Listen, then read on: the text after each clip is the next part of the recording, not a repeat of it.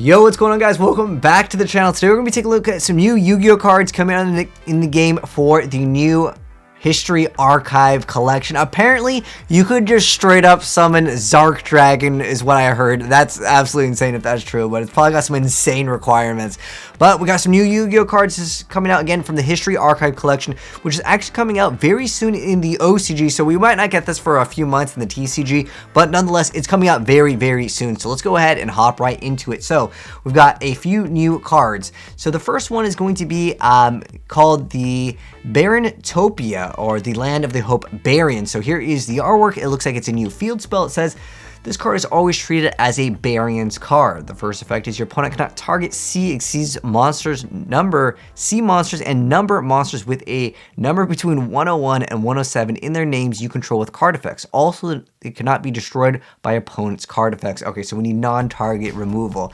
Gotcha. And then the second part is once per turn, if you special summon an Exceeds monster with a rank up spells effect, you can target that Exceeds monster and one monster your opponent controls, attach that opponent's monster that Exceeds monsters as material. Okay, it has to be only with a rank up. I mean, I guess you can surprise your opponent during their turn. I mean, as long as you're able to add those cards, that's a pretty good effect, considering it is a spell that's already activating, and you would, yeah, that's actually pretty good the way that it's, you know, activating its like other absorb effect. I like that effect. It's like a disruption too. All right, and then I guess this is reprints of Sea Burying Hope, and then on top of that, we've now got the Supreme King's Soul. Okay, this is the card that I think people were talking about. So it's a normal trap card. Okay, so it says pay half of your life points. Okay, that doesn't matter. If you get, you do get it. Oh my gosh, it's to summon a Supreme King Zark from your extract, ignoring its summoning conditions with 2 C's, but its effects are negated. Also return to the extract during the end phase of the next turn. Okay, you're gonna try to like, you're gonna use it for something else though, I guarantee it. Second part is though, when your opponent activates a spell, card, or effect, you can banish this card from your graveyard and one Supreme King Zark you control. So special summon up to 4 monsters from your hand, deck, extra deck, and or graveyard, one with each Pendulum Dragon, Exceeds Dragon, Synchro Dragon, and or Fusion Dragon in their names. Okay, that could be pretty good. Again, this card effect, you know, I was thinking with this, there is a card. Okay, so first off, let me go over this card's effect for those of you guys that don't know, because this is like one of those like super boss monsters that like kids love, but like they like realistically never get to like pull it off. Okay, so let me go ahead and clear this out of the way.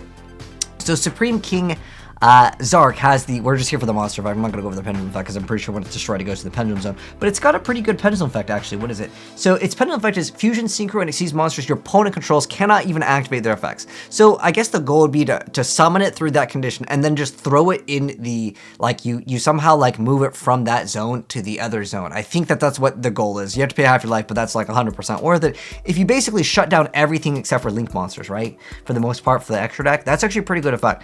The monster effect requires 4 dragons of fusion, synchro, exceeds, and pendulum, and it must be fusion summoned, but you're ignoring its summoning conditions. If this card is special summoned, you can destroy all cards your opponent controls, and it can be destroyed by opponent's card effects.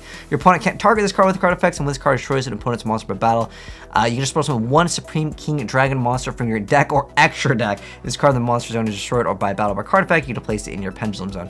Okay, so even though its effects are stopped, you just let it get destroyed via other effects, because then it can be destroyed because its effects are negated. Now, going even further into this, I'm wondering if someone's going to, I don't know if this works, G.B? Okay, there's a card, I think it was like, it says like a monster out of nowhere, and there's a combo with GB Hunter that someone was doing a long time ago. It's a really weird combo, but this has the effect of cards on the field cannot be returned to the deck. I'm pretty sure since it's returning to the extra, that would actually count in that zone, so it would just not return, and then you have a 4,000 attacker. Obviously, a 4,000 attacker doesn't really do anything. At that point, you could be playing Malefics, but there is definitely going to be someone's going to break this, guys. How do we break this card? Someone comment down below. Someone's going to do it.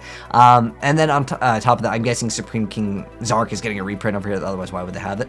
And then next up we have, what is this, Trickstar support? All right, okay, I want to see this. Is this Trickstar support?